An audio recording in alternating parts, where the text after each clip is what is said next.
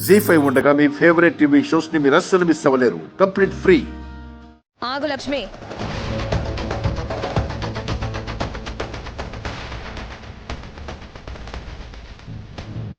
ఏంటి చిన్నత్తయ్య గారు?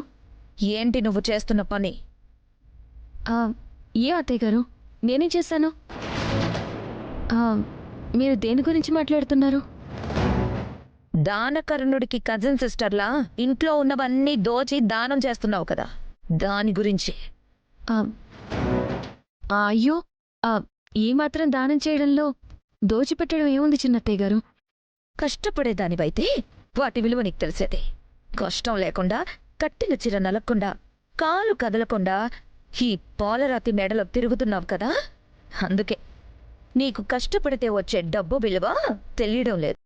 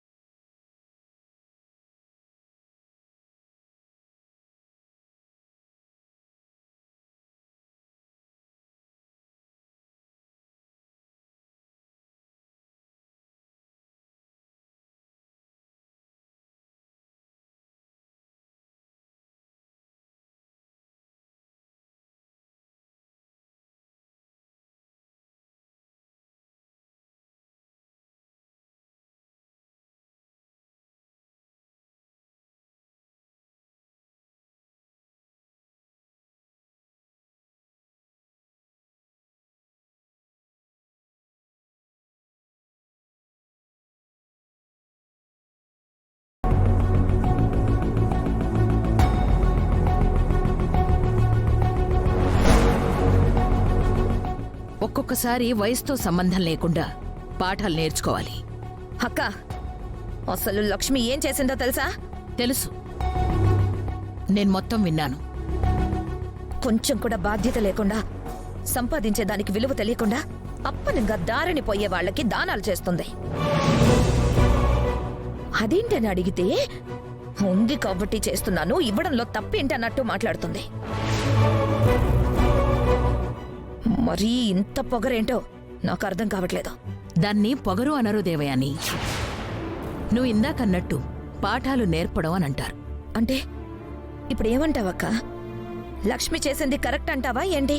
చూడు దేవయాని, మన కంపెనీలో చేసేవాళ్లకి అప్పుడప్పుడు బోనస్లని ఇస్తూ ఉంటాం. దాని అర్థం సంపాదించే రూపాయి విలువ మనకు తెలీదు అని కాదు. మనకొచ్చిన దానిలో కొంత భాగం మన సంతోషం కోసం మనం ఇస్తున్నట్టు. ఇప్పుడు లక్ష్మి చేసింది కూడా అదే. జీవితం అంటే సంపాదించుకోవడం, కూడబెట్టుకోవడం మాత్రమే కాదు దేవయాని.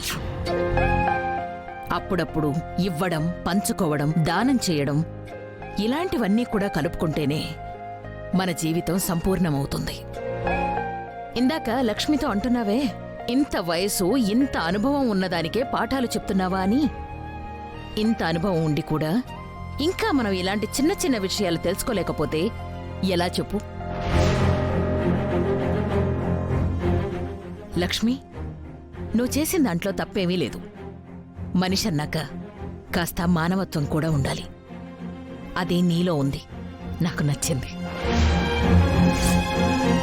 జీ5 యాప్ డౌన్లోడ్ చేసి అన్ని ఎపిసోడ్స్ పూర్తి ఉచితంగా చూడండి.